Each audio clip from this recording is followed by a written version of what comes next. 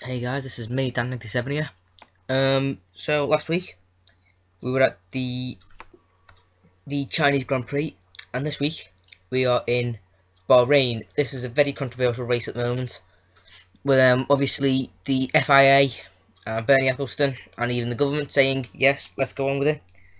But hundreds, thousands possibly of people protesting against the F1 being ran in their country. I think in 2011 it was even cancelled from Bahrain simply because it was just too dangerous. And last year even, I think it was the Force India team, their minibus, while on the way, I think either from the hotel or to the hotel, was firebombed. So it's quite scary stuff out there. But it looks at the moment to be okay. So let's hope we get a clean race, really. So first of all, I'll start with the practices. First practice, we saw Heikki Kovalainen back for Caterham, replacing Guido van der Garde, doing a bit of a drive around. With Marussia also putting a new driver in there of Gonzalez, putting them in the Marussia. He wasn't here or there, not a really high scorer, so not much competition really for the moment. But let's hope in a couple of years' time we'll see him on the first team. Throughout the afternoon, Vettel did run wide once on the last corner, nothing too big. And then about halfway through, it was a Red Bull 1-2 with Vettel hitting a 134.9 and Webber hitting a 135.1. So only 200ths of a second between them both, really. Not too bad. And obviously, I think we have to send a congratulations out to Mark Webber, because this week will be his 200th race. Very admirable Mark Webber. He's a veteran of F1 now, and he has to be up there with one of the greats, I have to admit. I do like him myself. But moving swiftly on, Rosberg then took the lead, which was snapped shut by Alonso, and he's the only one to win 3 times on this track. So let's see if this year he can make it 4, although his teammate Massa has won it twice. So you never know, may it be a Ferrari qualifying and finish 1-2. Because Massa then took first off Alonso. But I think one main problem in the first practice was grip. Some drivers were complaining of oversteer, a bit too much grip, while other drivers were obviously complaining about tyre degradation quite quickly. With Perez going off on the last corner like Vettel, Chilton having to battle with the car to try and stay on the track. So really we don't know what to think here. It's a very hot track. So obviously tyre wear is going to be very high. But that's the problem. What are the tyres going to do? Some were complaining of too much grip. Some were complaining of too little grip. What's going to happen? But at the end of the first practice was Massa on top with Alonso in second. Rosberg making the top 3. Fourth was Vettel. 5th by Paul di Resta.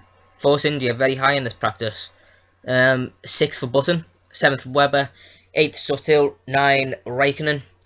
10th Grosjean. 11 Perez and 12 Bottas. Bottas again, I think a very impressive young driver, and high hopes for him this season. And then we move on to practice 2. Very early on, most of the drivers were really pushing hard, trying and get good lap times in. Maldonado going off on track a bit, trying to push that hard. But quite early on, Alonso took the lead with a 134.3. Very impressed. And as I mentioned before, could he be make his only 3 win, if that makes sense? Make the only 3 win on this track a 4th for Alonso. And then we saw something quite interesting. The option tyres, which is the medium compound this week, seemed to go fastest, with a Webber doing a 134.1 on the mediums. And then again, we saw something quite bad from Gutierrez, F1's youngest driver this year, obviously picking up the 5-place grid penalty from last race. About what he did, having that little accident. Ran into the side this week of Charles Peake's car, luckily only escaping with the puncture. and not smashing up the rear end of someone's car this time.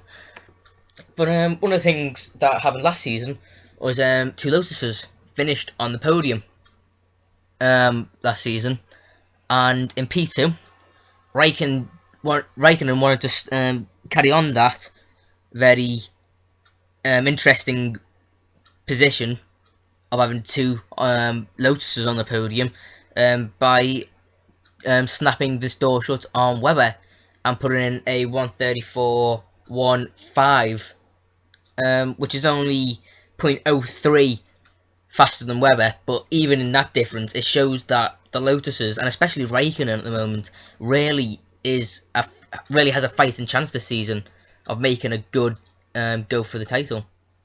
And so by the end of practice 2, Raikkonen was on top, carrying on the Lotus domination, I find, this season. Not dominating, but certainly punching above the weight, as you would say. Lotus obviously being one of the lower down teams, certainly giving teams like Red Bull, definitely McLaren, Ferrari a run for the money at the moment. But second and third was a Red Bull 1-2 of Webber and Vettel. Fourth was Ferrari. Fifth again was Paul di Resta. Force India finishing very high up. Sixth was Massa. Seventh was Grosjean. Eighth Rosberg. Ninth Suttil. Both of the Force Indias finishing in the top 10. And Hamilton making up the top 10. So there you have the two Lotuses, the two Red Bulls, the two Ferraris, two Force Indias, and the two Mercedes. McLaren's nowhere to be seen in the top 10s. Although Button did come 11th, and Jean-Eric Vergne of Toro Rosso came 12th. So obviously, you see this, and you've got the likes of Lotus and Force India finishing in the top 10 above McLaren. And then we move on to final practice, or first practice, free practice 3. Isn't really much happened this one, apart from Alonso had quite a bit of a spin at turn 2, went into a gravel trap and got a bit stuck, but was able to get out, returned to the pits, and Vettel went off at turn 12, so I heard. Other than that, I can't really tell you much else because I didn't actually watch it. This is one of the ones I didn't watch. However, I can give you the top 12, being first Alonso, again coming on top, and I think I've got high hopes for Alonso this weekend. Vettel second, Webber third, Raikkonen fourth, fifth Hamilton, sixth Grosjean, seventh Suttil, eighth Paul di Resta. So the two Force Indias again up in the top 10. Very impressive. Again, the two Lotuses up in the top 10. Ninth Nico Rosberg and 10th Nico Hulkenberg. Really confusing with those names. 11th was Felipe Massa, and 12th was Jenson Button. So again, the McLaren's not really being on the top 10. McLaren's this season are disappointing me, really are disappointing me. I thought at the start of the season, Button and Perez, brilliant pairing, just seems not to be. Although Hamilton is fitting right in at Mercedes, doing a brilliant job, I find. And so is Paul di Resta. Paul di Resta's really hammering home this race, especially this race. And I definitely think Hamilton is one to watch for, and so is Alonso, and especially this race, and so is Paul di Resta. But right the way through the season, Hamilton, I find, is really going to give people like Vettel and Alonso, the two fighters of last championship, a real run for their money. So thank you for watching my video.